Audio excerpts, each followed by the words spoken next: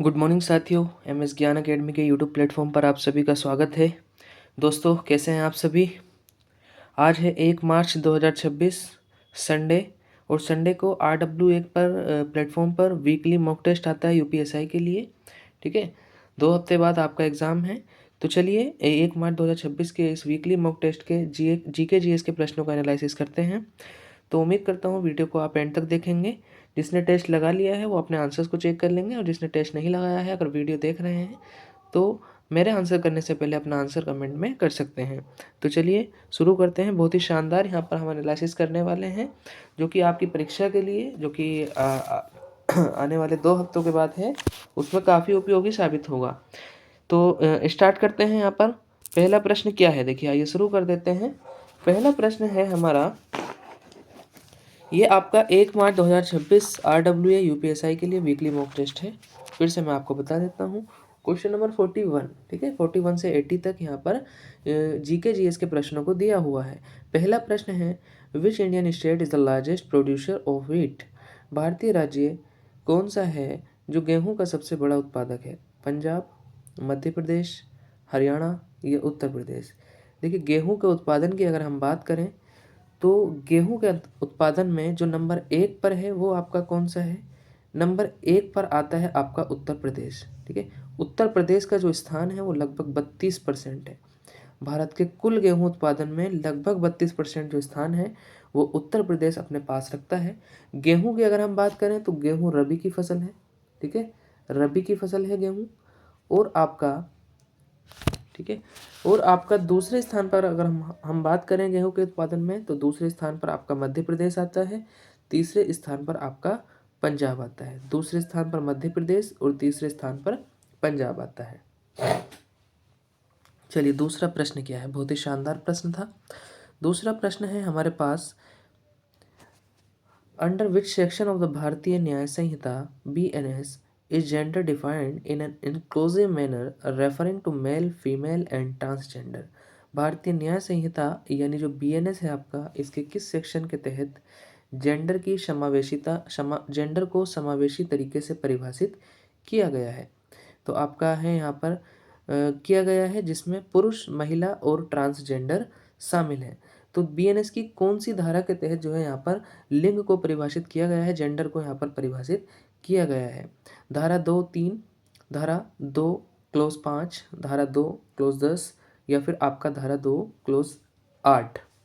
देखिए, BNS आपका 2023 का है, जो कि आपका प्राचीन इंडियन पेनल कोड यानी भारतीय दंड संहिता को रिप्लेस करता है, जो कि 1860 में लाई गई थी। देखिए, आर्टिकल 2 सब क्लोज 3 की अगर बात की जाए तो इसमें जो है यहाँ पर शिशु को परिभाषित किया गया है कि बालक कौन होगा। 18 साल से कम उम्र का जो व्यक्ति होगा उसको यहाँ पर शिशु या बालक माना जाएगा। BNS में ऐसा कहा गया है। दूसरा है आपका close 2 and 5, section 2 and close 5। इसमें है आपका न्यायालय को परिभाषित किया गया है। ठीक है, 2(10) है आपका 2 क्लोज 10। इसमें ही आपका जो है यहाँ पर आपका इसको परिभाषित किया गया है जेंडर को। तो आंसर आपका हो जाएगा यहाँ पर C। नेक्स्ट है डी में यहाँ पर किसको परिभाषित किया गया है, सेक्शन 2 क्लोज 8। इसमें दस्तावेज को परिभाषित किया गया है, किसी डॉक्यूमेंट को यहाँ पर परिभाषित किया गया है। क्वेश्चन नंबर आपका देखेंगे 43। दादा भाई नौरोजी ने भारतीय राष्ट्रीय कांग्रेस, इंडियन नेशनल कांग्रेस के निम्नलिखित में से किस अधिवेशन में अंतर्राष्ट्रीय लक्ष्य के रूप में स्वराज और स्वशासन की घोषणा की थी। बॉम्बे, कलकत्ता, मद्रास, बांकीपुर। तो देखिएगा, दादा भाई नौरोजी ने यहाँ पर 3 बार भारतीय राष्ट्रीय कांग्रेस की अध्यक्षता की है। एक बार आपका 1800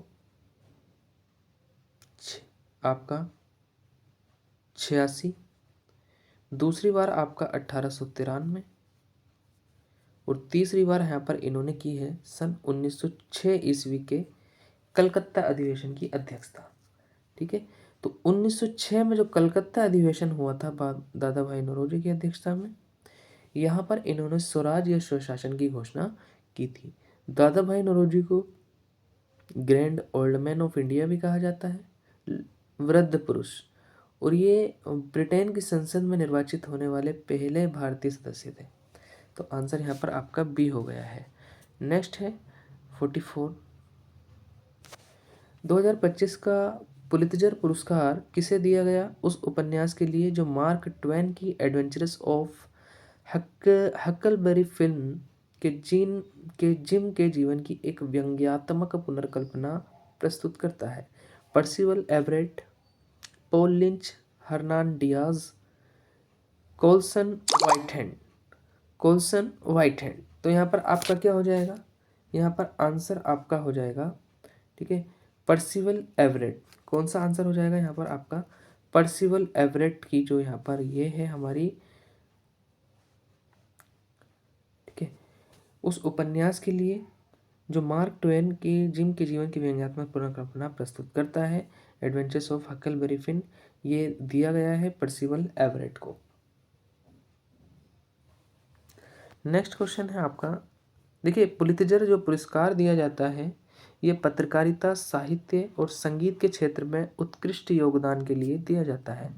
क्वेश्चन नंबर 45 क्या है? निम्नलिखित में से किस राज्य में द्विसदनीय विधानमंडल है? Which of the following states has a bicameral legislature?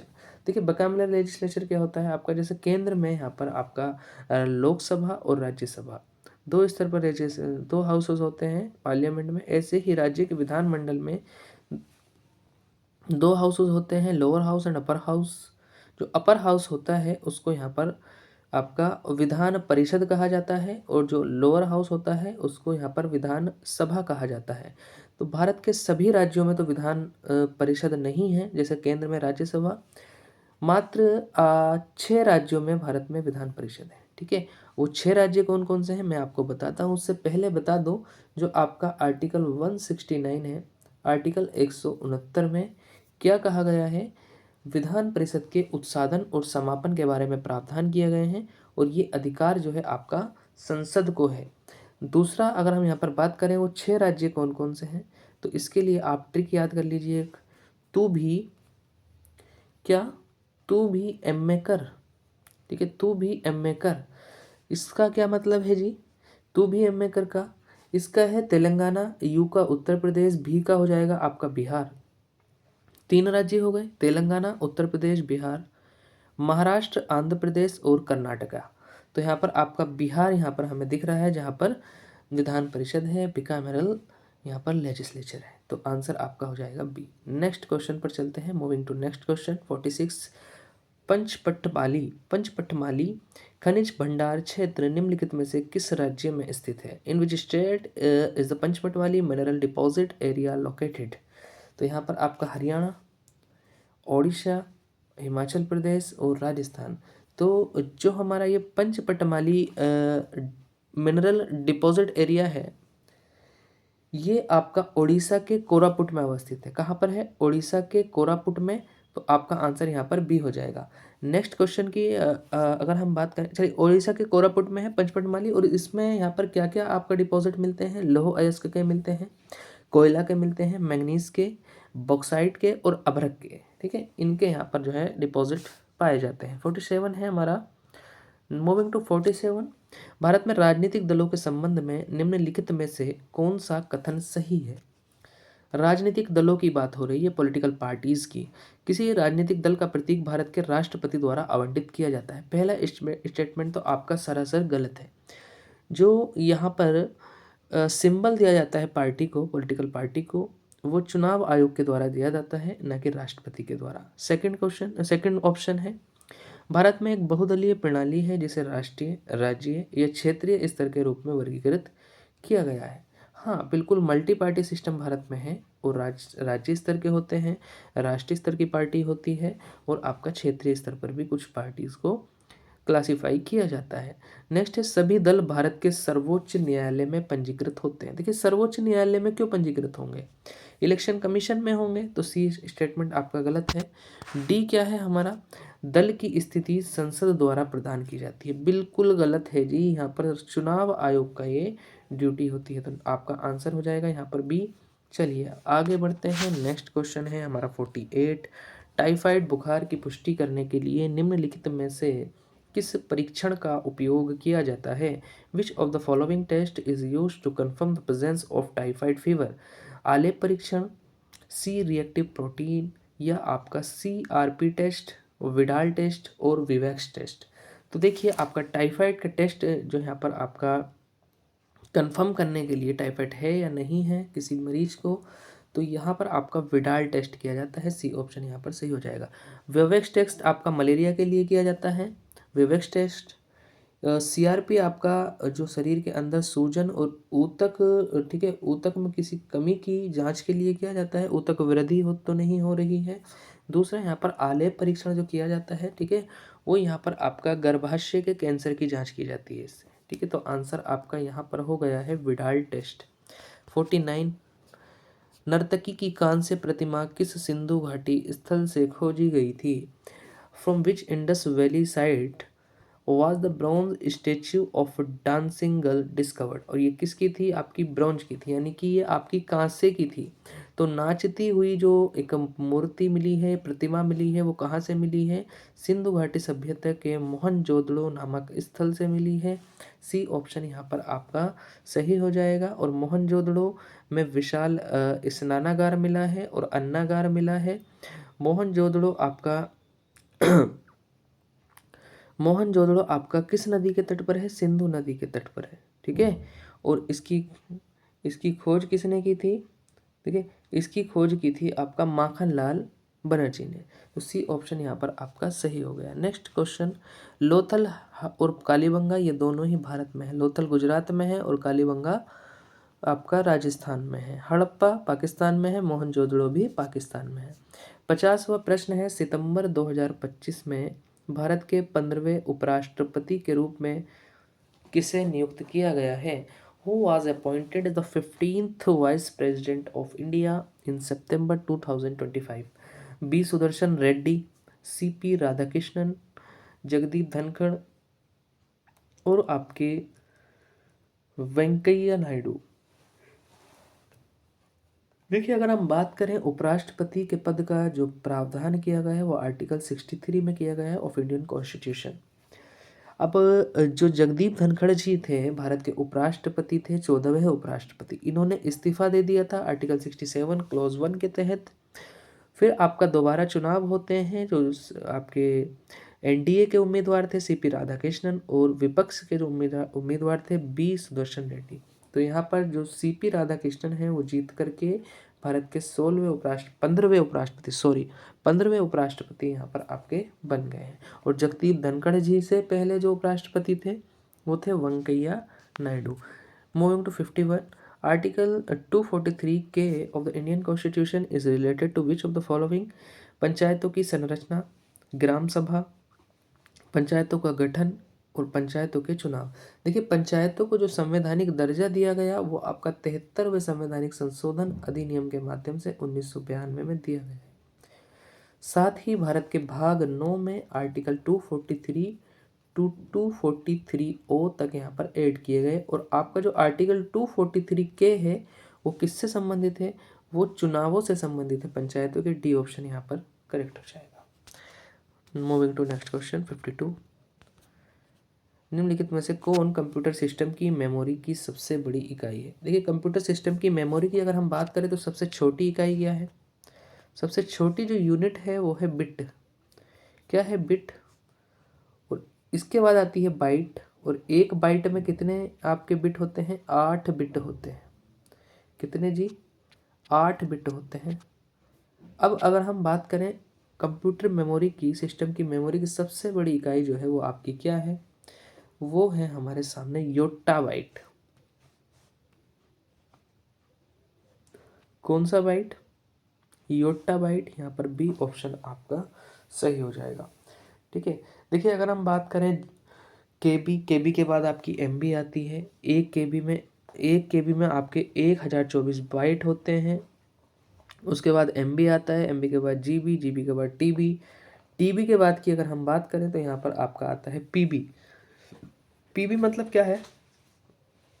Petabyte. और उसके बाद आपका आता है योटाबाइट। देखिए योटाबाइट की अगर हम बात करूं तो 1 योटाबाइट इज इक्वल टू यहाँ पर आपका 10 की पावर 30 बाइट।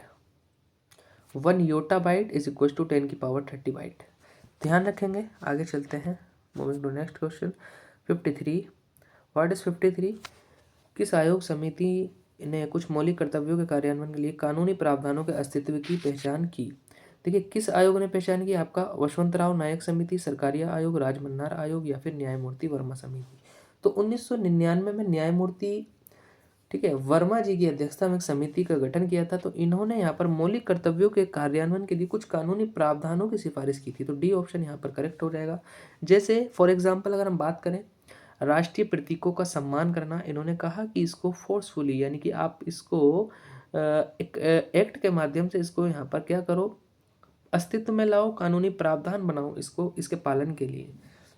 इसके अलावा आप मौलिक कर्तव्यों की जो पूरी रूपरेखा जानते हैं, कब शामिल किए गए, मूल संविधान में थे या नहीं थे, कितने आर्टिकल्स में हैं, कितने हैं, कब कब जोड़े गए, कौन सा कब जोड़ा गया, परिवर्तनीय है या नहीं है, कहाँ से लिए गए हैं। चलिए नेक्स्ट 54 है, भारतीय संविधान के अनुच्छेद 19 में निम्नलिखित में से किस मौलिक अधिकार का उल्लेख नहीं है? आर्टिकल 19 की अगर बात की जाए तो यहाँ पर आपका आर्टिकल 19 में 6 प्रकार की स्वतंत्रताएं दी गई हैं। आर्टिकल 19 जो आता है वो आपका स्वतंत्रता के अधिकार के अधीन आता है। 6 प्रकार की स्वतंत्रताएं इसमें है। Article 19 clause 1 sub clause A, ठीक है, इसमें है वाक और अभिव्यक्ति की स्वतंत्रता। 19 क्लॉज 1 सब क्लॉज बी, इसमें है शांतिपूर्ण शस्त्र रहित सम्मेलन की स्वतंत्रता। फिर आपका सी आता है, उसमें संघ बना जो है आपका आवागमन की जो है स्वतंत्रता। फिर आपका डी आता है, उसमें आपका डी में क्या होता है आवागमन के बाद बस जाने की, जो है यहाँ पर निवास की और पेशे की स्वतंत्रता, ठीक है। तो ये सब आपकी 6 प्रकार की स्वतंत्रताएं हैं। अगर हम बात करें संगम और संघ बनाने का अधिकार, ये है जीवन और व्यक्तिगत स्वतंत्रता का अधिकार, right to life and personal liberty, ये आपका आर्टिकल 21 में आता है। ये इसमें नहीं, भारत के स्वतंत्र रूप से भारत के क्षेत्र में स्वतंत्र रूप से आवागमन करने का अधिकार, ये भी आपका इसी में है। और वाक और अभिव्यक्ति का अधिकार भी इसी में है। तो आंसर आपका हो जाएगा बी। चलिए आगे चलते हैं, थोड़ा स्पीड से करते हैं। 55 है, निम्नलिखित में से भारतीय संविधान के 4A में वर्णित मौलिक कर्तव्य कौन सा है? तो मौलिक कर्तव्यों को आर्टिकल जो है भाग 4 के पार्ट ए में रखा गया है। और 11 मौलिक कर्तव्य, देखिए कर का भुगतान करना कोई कर्तव्य है क्या? कर का भुगतान करना कोई कर्तव्य यहाँ पर नहीं है। भारत सरकार की प्रशंसा करने का कर्तव्य भी नहीं है। मतदान का भी कोई कर्तव्य नहीं है। लेकिन सार्वजनिक संपत्ति की सुरक्षा करें, ठीक है, और हिंसा से दूर रहें, ये एक मौलिक कर्तव्य है। आगे चलते हैं क्वेश्चन नंबर 56 पर। निम्नलिखित में से कौन से सम्मेलन संधि का लक्ष्य ओजोन परत की रक्षा करना है? ओजोन परत की रक्षा की अगर बात की जाए तो आपका रामसर सम्मेलन किससे है? ये आर्द्र भूमियों से संबंधित है, वेटलैंड से संबंधित है। इसके अलावा वियना कन्वेंशन की अगर हम बात करें तो वियना कन्वेंशन ही आपका यहाँ पर ओजोन परत के संरक्षण से संबंधित है। और ये कब का है?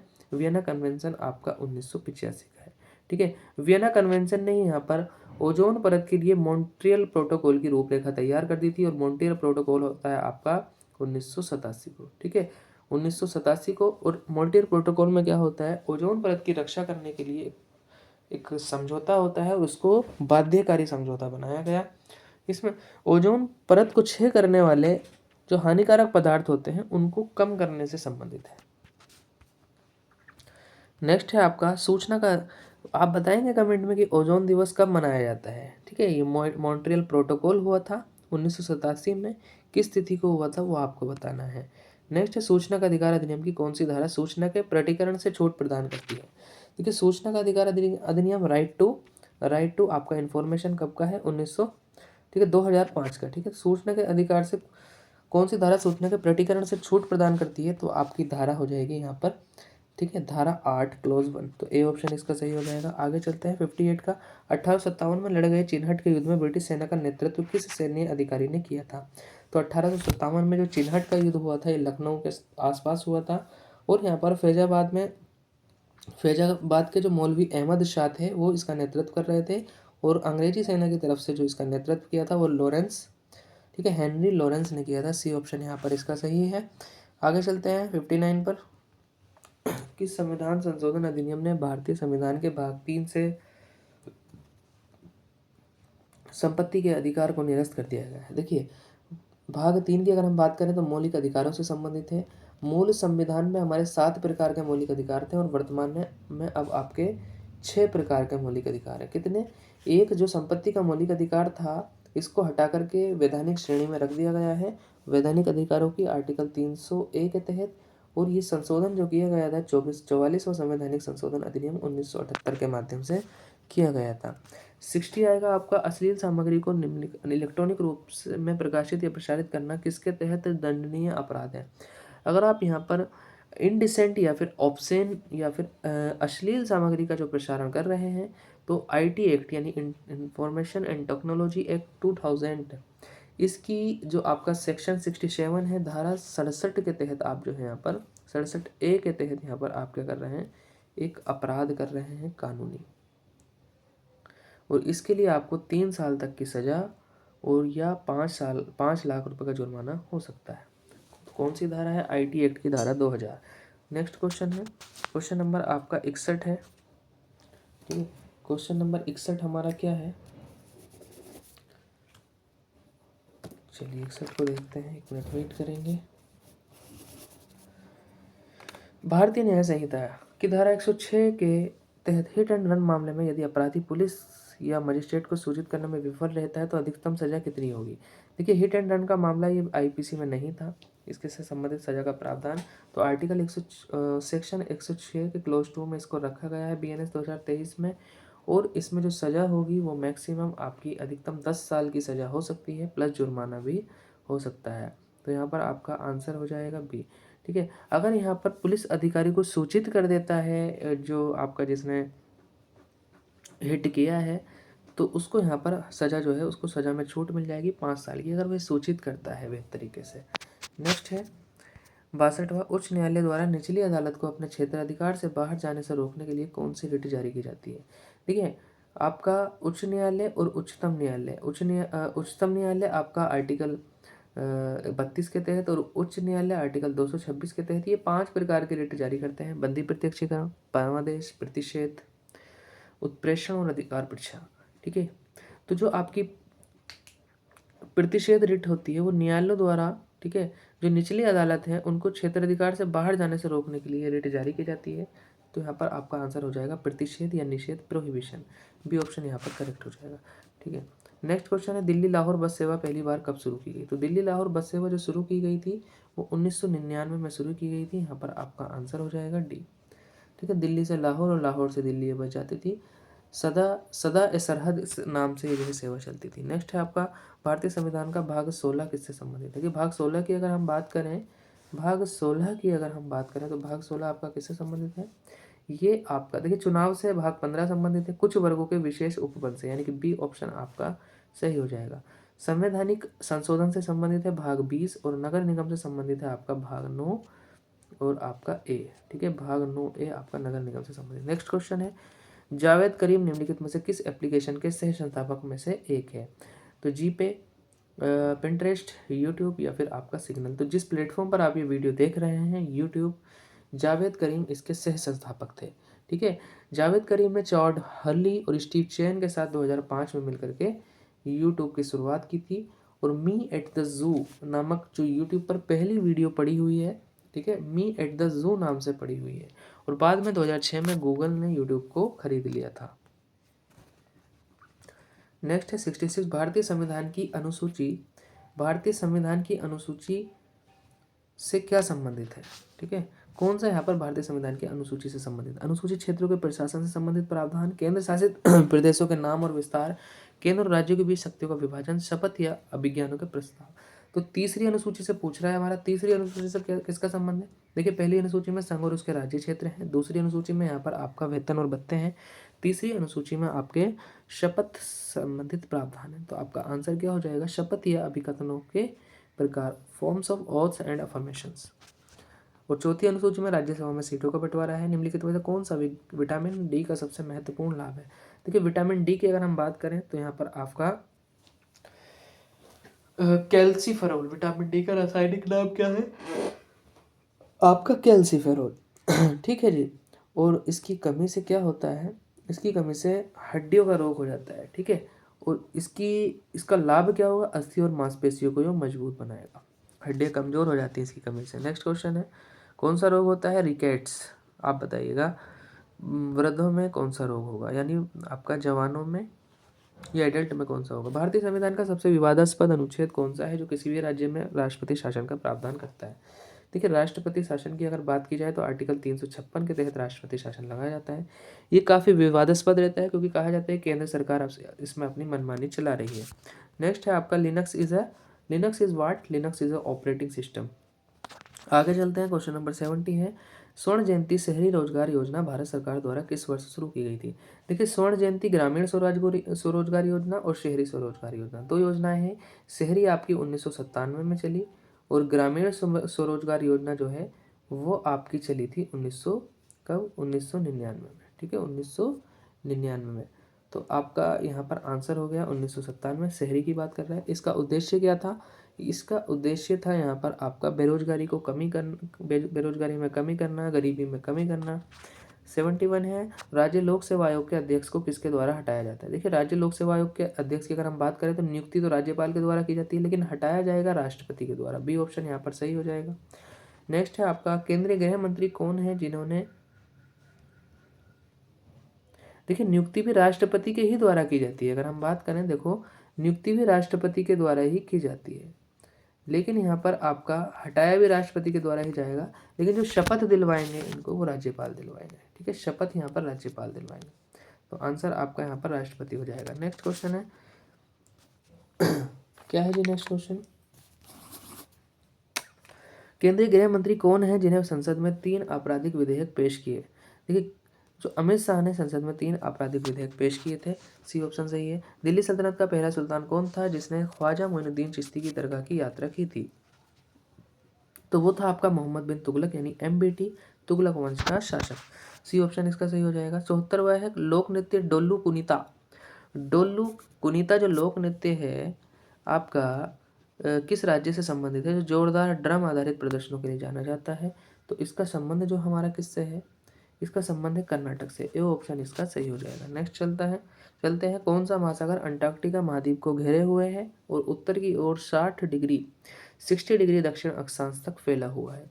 ठीक है, तो अंटार्कटिका महाद्वीप जो कि आपका दक्षिणी ध्रुव के आसपास है, इसको कौन सा महासागर घेरे हुए है, तो दक्षिणी महासागर इसको घेरे हुए है। डी ऑप्शन इसका करेक्ट हो जाएगा।